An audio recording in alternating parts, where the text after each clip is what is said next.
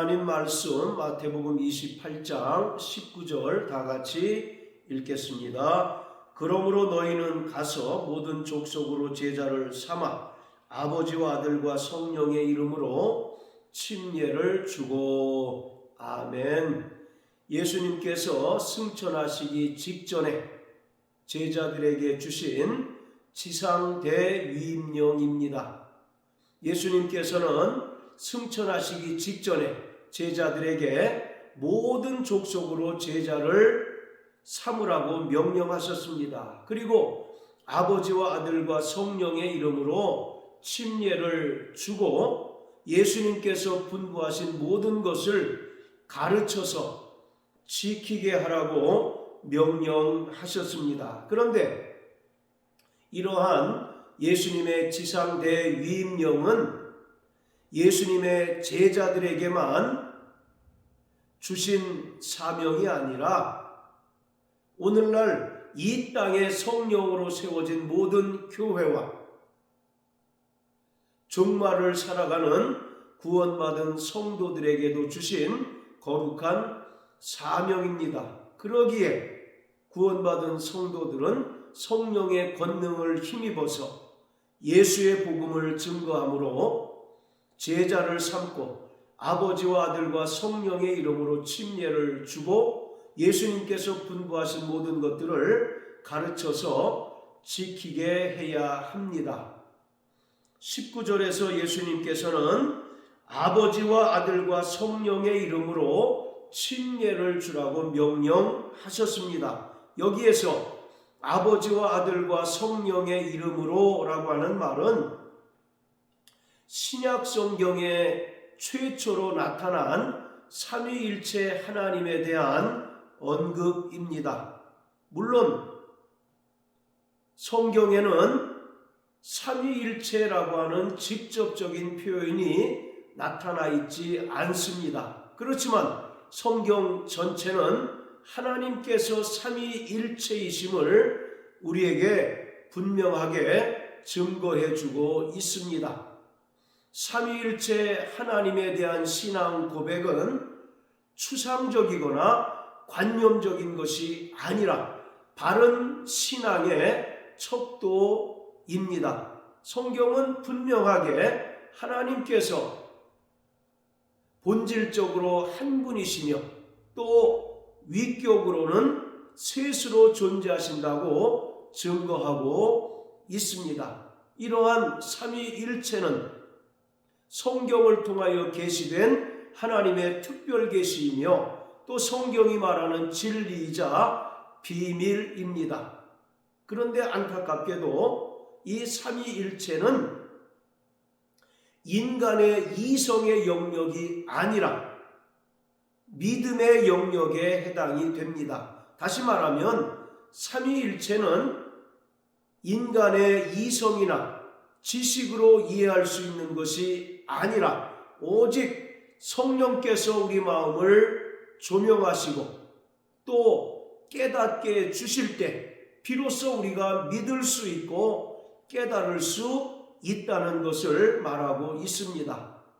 어떻게 인간의 이성으로 하나가 셋이 되고 또 셋이 하나가 되는 것을 이해할 수 있습니까? 그렇기 때문에 성령께서 우리 마음을 조명하시고 또 깨닫게 주실 때야 비로소 우리는 삼위일체 하나님을 믿고 하나님께서 삼위일체이심을 믿음으로 고백할 수 있습니다. 하나님께서는 본질적으로 하나이시며 또 위격으로는 셋으로 존재하십니다. 여기서 하나라고 하는 말은 하나님의 본질 또 하나님의 속성을 말하고 있습니다. 하나님께서는 본질적으로 한 분이십니다.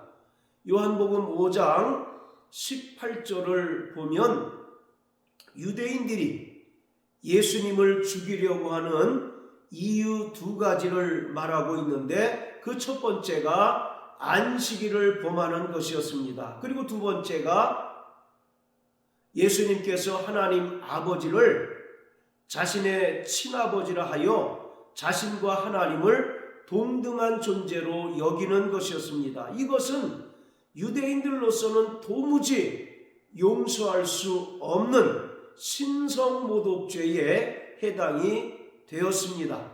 그럼에도 불구하고 예수님께서는 자신과 하나님 아버지를 동등한 존재로 말씀하셨습니다. 그리고 요한복음 10장 30절을 보면 예수님께서는 나와 아버지는 하나이시다라고 말씀하셨습니다. 자, 그리고 빌립보서 2장을 다 같이 보시겠습니다. 빌립보서 2장 자 6절입니다. 그는 근본 하나님의 본체시나 하나님과 동등됨을 취할 것으로 여기지 아니하시고, 예수님께서는 근본 하나님의 본체이십니다. 하나님의 본체이신 예수님께서는 하나님 아버지와 동등되신 분이십니다. 자, 이처럼 성부, 성자, 성령 하나님께서는 본질적으로 하나이시고 또 동일한 속성을 공유하고 계십니다. 그리고 셋이라고 하는 말은 바로 위격적으로 셋으로 존재하신다는 것을 말하고 있습니다. 이처럼 유일하신 하나님께서는 본질적으로 한 분이십니다. 그리고 위격으로는 셋으로 존재하십니다. 이것을 우리가 인간의 이성으로 이해할 수 없지만 성령께서 우리를 조명해 주실 때 우리는 비로소 하나님께서 삼위일체이심을 믿을 수 있고 또 이것을 고백할 수 있는 것입니다. 창세기 1장 26절을 보면 하나님께서 하나님의 형상대로 인간을 창조하실 때 우리의 형상을 따라 우리의 모양대로 사람을 만들자고 말씀하셨습니다. 여기서 우리라고 하는 말은 하나님께서 본질적으로 한 분이시지만 셋으로 존재하신다는 것을 의미하고 있습니다. 그리고 창세기 3장 22절에도 아담이 타락한 후에 하나님께서는 선악을 아는 일에 우리 중 하나같이 되었다라고 말씀하셨습니다. 여기서 우리라고 하는 표현도 창세기 1장 26절에 그 우리라고 하는 말처럼 하나님께서 삼위일체이심을 분명하게 나타내고 있습니다. 그리고 창세기 6장을 보면 하나님께서 노아에게 방주를 짓도록 명령하셨는데 그 방주의 구조를 보면 상중하 3층 구조로 되어 있습니다. 상중하 3층 구조로 방주가 설계되었다는 것은 하나님께서 삼위일체이심을 모형적으로 설명해 주고 있는 것입니다. 그리고 출애굽기에 보면 하나님께서 모세에게 성막의 설계도를 보여주시면서 이 성막을 짓도록 명령하셨습니다. 성막 또한 세 부분으로 이루어져 있는데 성막들과 성소와 지성소로 구분됩니다. 성막들은 성자 예수 그리스도의 사역을 보여줍니다.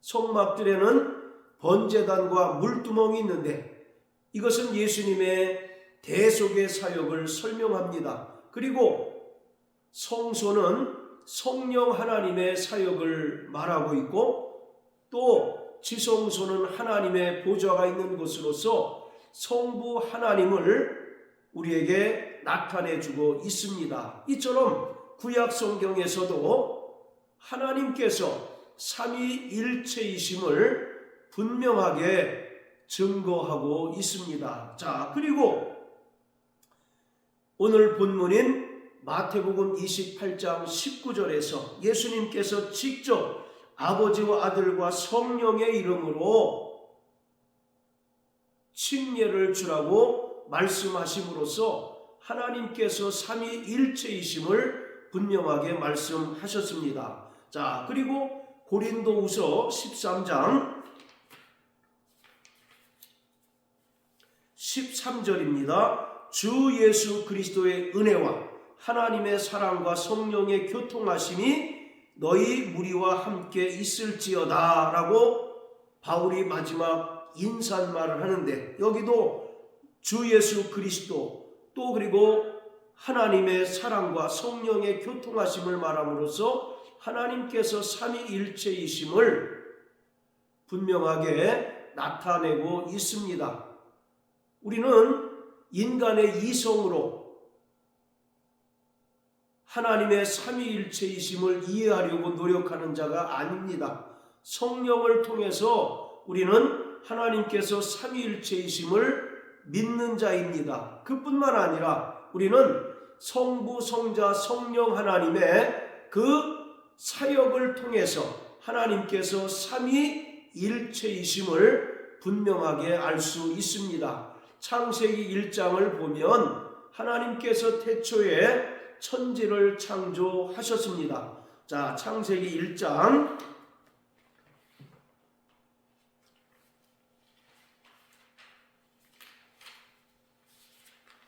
1절 2절입니다. 태초에 하나님이 천지를 창조하시니라.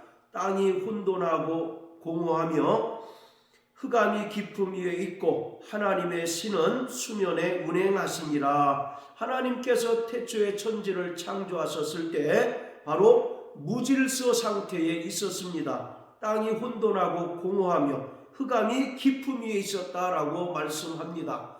그런데 하나님의 신이 수면에 운행하셨다라고 말하고 있습니다. 여기서 말하는 하나님의 신은 성령 하나님을 말합니다. 그리고 수면에 운행하셨다라고 하는 말은 마치 독수리나 닭이 날개로 그 새끼를 품는 모양을 설명하고 있습니다. 즉, 태초에 하나님께서 천지를 창조하셨지만 그 창조의 상태가 무질서 상태에 있었습니다. 그때 성령 하나님께서 그 하나님의 창조의 질서를 유지하시고 보존하셨습니다. 이처럼 천지를 창조하실 때에도 성부, 성자, 성령 하나님께서 각각의 그 사역들을 감당하심으로써 보시기에 심히 좋은 아름다운 창조가 완성이 되었습니다. 그뿐만 아니라 첫사람 아담이 하나님께 죄를 범하게 되었고, 아담의 죄로 말미암아 아담 안에 속한 모든 인간이 죄인 되었을 때에 죄인된 인간을 구원하시기 위하여 삼위 하나님께서 각각의 그 사역을 통해서 죄인된 인간들을 구원해 주셨습니다. 자, 신약 성경 에베소 1장입니다. 에베소 1장 3절부터 14절까지는 죄인된 인간들을 구원하시기 위하여 삼위 하나님께서 역사하신 그 내용을 기록하고 있습니다. 3절부터 6절까지는 성부 하나님의 사역입니다. 성부 하나님께서는 그리스도 안에서 창세전에 우리를 택하셔서 하나님의 아들들이 되도록 예정하셨습니다. 그리고 7절부터 10절까지는 바로 성자 예수님의 사역을 말합니다. 우리가 그리스도 안에서 그의 은혜의 풍성함을 따라 그의 피로 말미암아 구속 곧 죄사함을 받았다라고 말씀합니다. 우리가 죄인 되었을 때에 성자 예수님께서 말씀이 육신이 되어 이 땅에 오셔서 친히 죄인의 모습으로 십자가에 달려 죽으셨고 그 흘리신 피로 인간의 모든 죄를 사하시고 구원해 주셨습니다. 그뿐만 아니라 10절은 하늘에 있는 것이나 땅에 있는 것이 다 그리스도 안에서 통일되게 하려 하심이라고 말씀합니다. 여기서 말하는 통일이라는 말은 하나님께서 하늘에서 작정하신 그 뜻이 이 땅에서도 이루어지는 것을 말합니다. 즉 첫사람 아담이 죄를 범함으로 말미암아 깨어진 그 창조의 질서가 예수 그리스도로 말미암아 다시 회복되었음을 분명하게 말씀하고 있습니다. 자, 그리고 11절부터 14절까지는 성령 하나님의 사역을 말씀하고 있습니다. 성령 하나님께서는 구원받은 성도들 안에 내주하셔서 성령으로 인을 치시고 우리가 얻은 이 구원을 영원히 보증해 주십니다. 바로 성령으로 인치신다는 것은 우리가 이제 구원받은 하나님의 자녀로서 하나님의 소유가 되었다는 사실을 말하고 있습니다. 자, 이처럼 삼위 하나님께서는 죄인된 인간들을 구원하실 때에도 각각의 그 사역을 행하심으로써 우리를 죄악에서 구원하시고 또 하나님의 자녀가 되게 하시고 하나님의 후사가 되게 해 주셨습니다. 자, 또 그뿐만 아니라 로마서 8장을 다 같이 보시겠습니다. 로마서 8장 자 28절입니다. 우리가 알거니와 하나님을 사랑하는 자 곧 그 뜻대로 부르심을 입은 자들에게는 모든 것이 합력하여 선을 이루느니라. 아멘.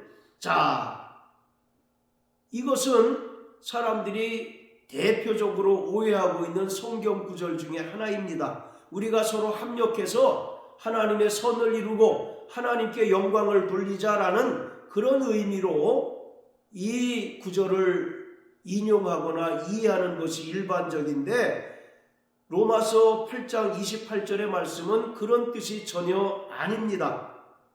여기서 하나님을 사랑하는 자 곧 그 뜻대로 부르심을 입은 자들은 예수님의 그 피를 믿음으로 말미암아 성부 하나님께 의롭다 하심을 얻은 구원받은 성도들을 말합니다. 그리고 구원받은 성도들이 성화의 삶을 사는 것을 말하고 있습니다. 자, 그리고 모든 것이 합력하여라고 말하는데 여기서 말하는 모든 것은 삼위 하나님을 말합니다. 성부, 성자, 성령 하나님께서 합력하시는 것을 말하고 있습니다. 그리고 선을 이룬다는 것은 이 선이라고 하는 것은 신약 성경에서 대단히 포괄적인 의미를 가진 단어로 우리가 이해하는데 그 선이라고 하는 것은 따라서 문맥에 맞춰서 우리가 이해를 해야 됩니다. 그래서 여기서 말하는 선은 성도들이 최종적으로 얻게 되는 영화의 구원을 말합니다. 베드로전서 1장은 말세에 나타내기로 예비한 구원이라고 영화의 구원을 말하고 있습니다. 따라서 28절의 내용은 성부 하나님으로부터 의롭다 하심을 얻은 성도들이 이 땅에 성화의 삶을 살아가는 동안 성부, 성자, 성령 하나님께서 합력하셔서 최종적인 영화의 구원에 이를 수 있도록 도와주신다라고 말씀하고 있습니다. 자, 바로 성부 하나님께서는 구원받은 성도들을 의롭다 여겨 주십니다. 자, 33절을 보면 누가 능히 하나님의 택하신 자들을 송사하리요 의롭다 하신 이는 하나님이시다 라고 말씀합니다. 성부 하나님께서는 공의로우신 재판장이십니다. 그러기에 누구든지 십자가에 달려 죽으시고 흘리신 성자 예수 그리스도의 피를 믿는 자들을 성부 하나님께서는 의롭다 칭해 주십니다. 그러므로 우리가 칭의의 구원을 통해서 영적인 신분이 변화되었습니다. 우리는 과거에 마귀에게 속한 본질상 진노의 자녀였지만 이제 하나님의 자녀요 또 하나님의 후사가 되었습니다. 이처럼 성부 하나님께서는 구원받은 성도들을 의롭다 칭해 주시는 공의로우신 재판장이십니다. 자, 그리고 33절 34절입니다. 누가 능히 하나님의 택하신 자들을 송사하리요 의롭다 하신 이는 하나님이시니 누가 정죄하리요 죽으실 뿐 아니라 다시 살아나신 이는 그리스도 예수시니 그는 하나님 우편에 계신 자요 우리를 위하여 간구하시는 자신이라. 디모데전서 2장 5절을 보면 하나님은 한 분이시며 또 하나님과 인간 사이의 중보도 한 분이시니 곧 사람이신 그리스도시다 라고 말씀하십니다. 예수님께서는 이 땅에 말씀이 육신이 되어 오셔서 십자가에 달려 죽으심으로써 그 피로 인간의 모든 죄를 사하시고 구원해 주셨습니다. 그리고 부활 승천하셔서 영광의 보좌에 좌정하신 후에 친히 이 땅을 살아가는 구원받은 성도들을 간구해 주시는 중보자이십니다. 그러기에 성자 예수님께서는 지금도 구원받은 성도들이 이 땅을 살아가는 동안 죄에 빠지지 아니하고 믿음이 떨어지지 않도록 친히 간구해 주십니다. 자, 그리고 26절 27절은 성화의 삶을 살아가는 성도들을 도우시는 성령의 사역을 말하고 있습니다. 이와 같이 성령도 우리 연약함을 도우시나니 우리가 마땅히 빌 바를 알지 못하나 오직 성령이 말할 수 없는 탄식으로 우리를 위하여 친히 간구하시느니라. 마음을 감찰하시는 이가 성령의 생각을 아시나니 이는 성령이 하나님의 뜻대로 성도를 위하여 간구하심이니라. 바로 성령께서도 우리 연약함을 도우신다라고 말씀합니다. 우리는 마땅히 빌 바를 알지 못합니다.